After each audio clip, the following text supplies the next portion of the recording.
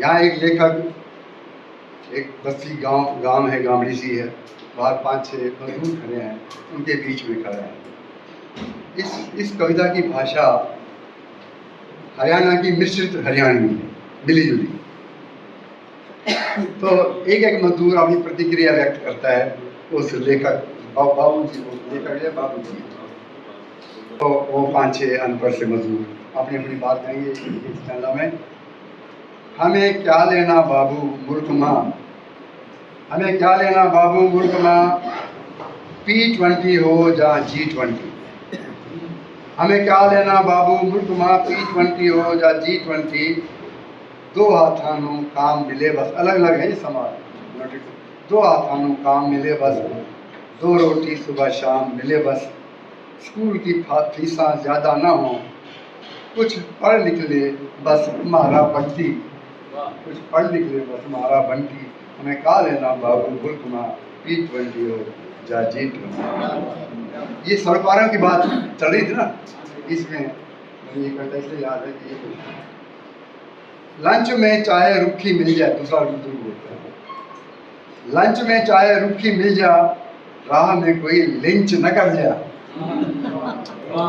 Lunch में चाहे रुखी मिल जा, राह में कोई लिंच न कर जा। पीछे 4 बंदे गिरे में, खोल ना ले जा कोई अंटी।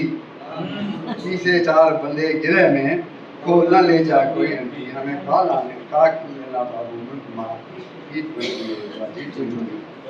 तीसरा बोलता है, नील मारी कदे न बंद हो, नील मारी कदे न बंद हो, काम धंधा भी कदे न मंद हो। नवी भर्ती चाहे रुक जा, सेठ करे ना एक भी छंटी। नवी भर्ती चाहे रुक जा, सेठ करे ना एक भी छंटी। हमें खा लेना बाबू मुल्क माँ, P20 हो या C20। चौथा बोलता है, झांक के देखो झुकी बस्ती, झांक के देखो झुकी बस्ती, पर्दा जिसकी लक्ष्मी सुरस्ती। आगे ढका हुआ है पर्दा, बड़े बड़े पेंटिंग से। पर्दा जिसकी लक्ष्मी सुरस्ती, नेता आवे फूफू दिखावे, नेता आवे फूफा दिखावे, सज्जे खब्बे चंट लफंटी। नेता आवे फूफू दिखावे, सज्जे खब्बे चंट लफंटी। और एक और बोलता है, छोरा मेरा BA पास है, छोरा मेरा BA पास है, घर में बैठा घना उदास है। शहर में कोई काम दिला दो, शहर में कोई काम दिला दो, लेन लगा है सुल्फा फंकी, लेन लगा है सुल्फा फंकी। अब एक और बोलता है, अच्छा बाबूजी जयराम जी, घड़ी देखता है वो, अच्छा बाबू जयराम जी की आपनु होंगे कुछ तो काम भी। मैच भी देखो टीवी बाँचो, मैच भी देखो टीवी बाँचो, बजन लाग रही टाइम की घंटी, बजन लाग रही टाइम की घंटी। और एक ताई आती है, ठहरे बाबू शहर चले, आखिरी है, ठहरे बाबू शहर चला जे, मैंने बाइक के पीछे टिका ले। ठहरे बाबू शहर चला जे, मैंने बाइक के पीछे टिका ले। लाला लाला धौरा रखनी गिरवी, लाला धौरा रखनी गिरवी, बेटी के ब्याह खातर कंठी। लाला धौरा रखनी गिरवी, बेटी के खातर, बेटी के ब्याह खातर कंठी। और ये फिर अपनी आखिर में जो देखा के बाबू है, कहता है, सड़कों पे तो ट्रैफिक थमा था, जाने किस राजा ने आना। सड़कों पे तो ट्रैफिक थमा था, जाने किस राजा ने आना था। पैदल चलती लौट के आंटी, पैदल चलते लौट के ताई, ऊपर उड़न खटोला तक दी, ऊपर उड़न खटोला तक दी। हमें का लेना बाबू मुल्क माँ, P20 हो जा G20 या ठीक है। बहुत ये सारा कारण मैं आपके बीच में है, और बीच में आने से मुझे अत्यंत हर्ष हो रहा है। और मैं थोड़ा सा पहले से, जब मैं 2 घंटे पहले यहाँ आया, और अब मैं अपने आप में थोड़ा अंतर भी महसूस कर रहा हूँ।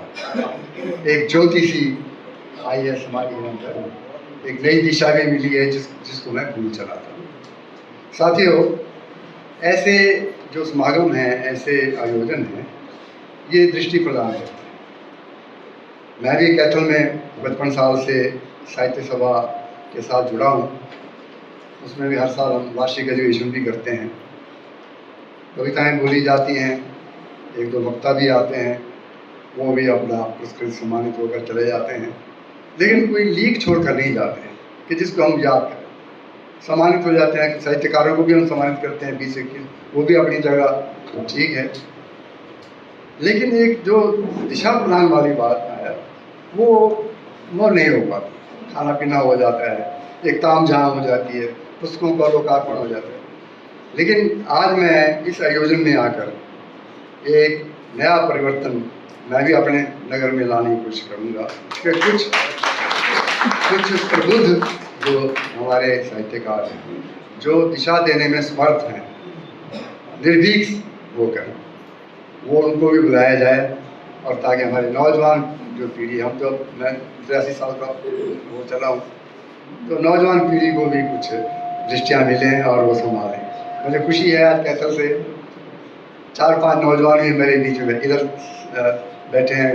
कुछ वरिष्ठ 3 हम आए हैं, शर्मा जी और डॉक्टर झंडाई और माई सेल्फ, और 4-5 नौजवान साथी भी आए।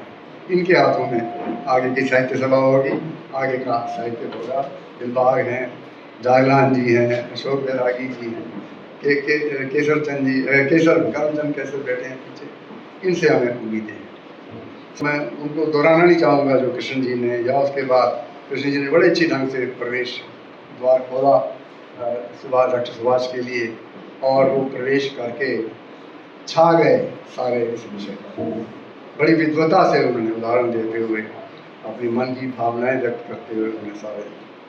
अभी आखिर में एक प्रश्न का उत्तर देते हुए वो डर पर आए, और उससे पहले अपने वक्तव्य में जीव की बात की, आज़ादी की, अभिव्यक्ति की आज़ादी की बात, जो कि नेचुरल राइट है, एक जीव है हमें, तो उसको क्यों हम ताला लगा कर रखें या बंद करके रखें? बोले फैज़ की शायद बनती है कि वो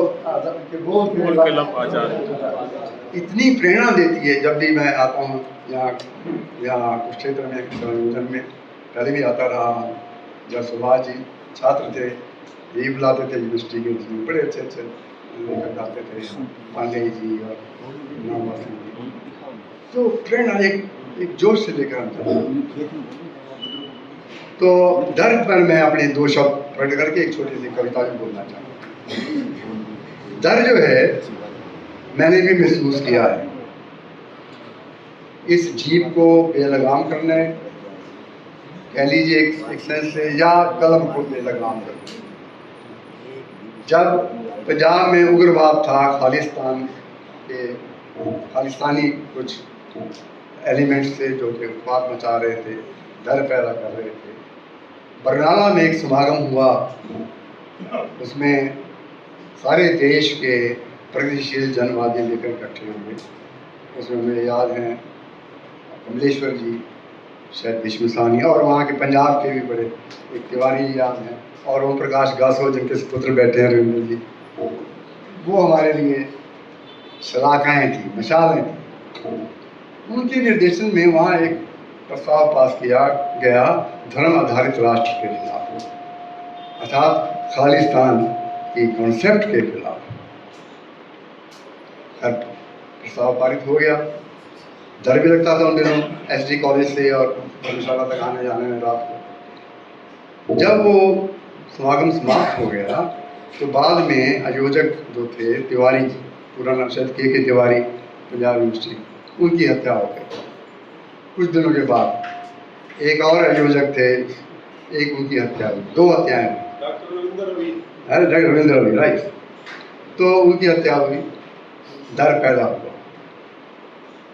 एक तो वो डर तब से थोड़ा सा, लेकिन जब मैं अपने कक्ष में, अध्ययन कक्ष में या अपनी बैठक में, मेरी 2 जगह भगत सिंह जी की तस्वीर लगी है, महात्मा गांधी की तस्वीर लगी है, लाल बहादुर शास्त्री की, जब इनकी ओर देखता हूँ पता नहीं क्या एक साहस आता है कि नहीं साहब इन्होंने फंदा चुमा तो मैं क्यों डरता हूँ, क्यों डरूँ? भगवान ने मुझे लेखनी पकड़ाई है, या प्रकृति में जो जिस विजन शक्ति को मान, तो एक साहस आ जाता है, डर दूर हो जाता है। दूसरी बार डर अभी 2-2.5 साल पहले एक संत, हिंदू संत मेरे घर पे पधारे। मौलाना साहब क्या लिख रहे हो? मैंने उनको नई पुस्तक दे दी। तो उन्होंने बैठे बैठे मैंने चाय पानी की व्यवस्था की और बैठे बैठे पर अच्छा आपने राम मंदिर पर भी लिखा है, देखूं तो क्या लिखा है। और पढ़ते पढ़ते उनकी थियोरियाँ चढ़ने लगी, आंखों में लावा। अच्छा जी चलते हैं, फिर मिलेंगे। उस समय तो बड़ी विनम्रता से चलो चले गए। 3-4 दिनों के बाद ही मेरे व्हाट्सएप पे क्या हुआ, हिंदू सेना का एक त्रिशूल, जो उनका प्रतीक चिन्ह, त्रिशूल के ऊपर बार बार लाइट ऐसे ऐसे दिप दिप दिप दिप कर रहा है। पता नहीं किस सोर्स से आया, क्या वो संत से जुड़ा हुआ था या नहीं था, मैं नहीं जानता। लेकिन मैं समझ गया कि ये मेरे लिए सिग्नल है कि भाई हिंदुत्व के खिलाफ नहीं बोलना है। हिंदुत्व के खिलाफ पहले खालिस्तानियों से मिली और अभी कहने का मतलब ये है कि डर है, इसमें कोई शक नहीं। जब आप सांप्रदायिक शक्तियों के खिलाफ लिखेंगे, जो कि एक आतंकवादी, उग्रवादी, वो एक भय का वातावरण जानबूझकर पैदा करना चाहते हैं, तो रिस्क तो लेने पड़ेंगे। यही बात मैं आप सबसे शेयर कर रहा हूँ कि रिस्क लीजिए। पीड़ा भी होगी आपको, मरने की पीड़ा होगी, लेकिन पैदा भी तभी होगा कुछ।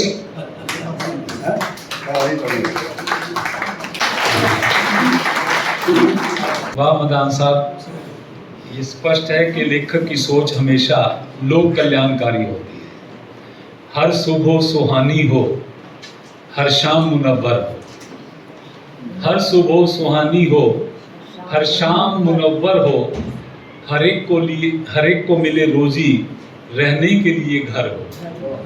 तालीम मिले सबको, भूखा न रहे कोई। भारत तेरा हर वासी, मुकद्दर का सिकंदर हो, मुकद्दर का सिकंदर। और मैं एक बड़ी महत्वपूर्ण प्रस्ताव के लिए अशोक भाटिया जी को मंच पर आमंत्रित करता हूं। वो आए, अपनी बात करें और प्रस्ताव दें। एक महत्वपूर्ण प्रस्ताव आपके सामने, आप हरियाणा भर से आए हैं और इसके परिदृश्य से वाकिफ हैं। हमारे पंचकूला में 5 अकादमियाँ काम करती थी। हरियाणा साहित्य अकादमी, हरियाणा ग्रंथ अकादमी, हरियाणा संस्कृत अकादमी, हरियाणा उर्दू अकादमी और हरियाणा पंजाबी साहित्य अकादमी। तो 5 अकादमियाँ थी और 4 पत्रिकाएं आती थी।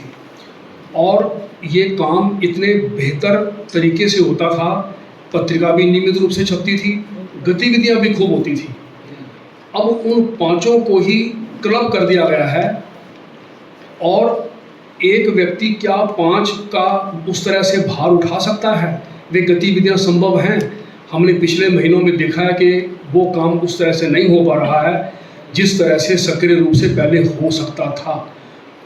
मैं सिर्फ इतनी बात कह रहा हूँ। और मेरा ये प्रस्ताव है, अगर आ ही नहीं रही है जी, जब से आनी बंद हो गई है पत्रिका। भाई वो 4 पत्रिकाएं थी तो एक एकेडमी कैसे करेंगे? मेरा एक प्रस्ताव है, अगर आप इससे सहमत हो तो हाथ उठाकर आप सहमति देना, हम इसको अखबार में भी डाल देंगे और उनको पत्र भी डाल देंगे। प्रस्ताव सिर्फ इतना है कि कुछ महीने पहले जो सभी अकादमियाँ स्वतंत्र रूप से काम करती थीं, उन सभी अकादमियों को फिर से बहाल किया जाए और उनका एक एक निदेशक वैसे ही किया जाए। बहुत बहुत शुक्रिया। इसको हम प्रस्ताव में शामिल कर रहे हैं और खबर में भी, हर जगह पत्रिका में भी जाएगा और वहाँ ऊपर हम सरकार को भेजेंगे। बहुत बहुत शुक्रिया।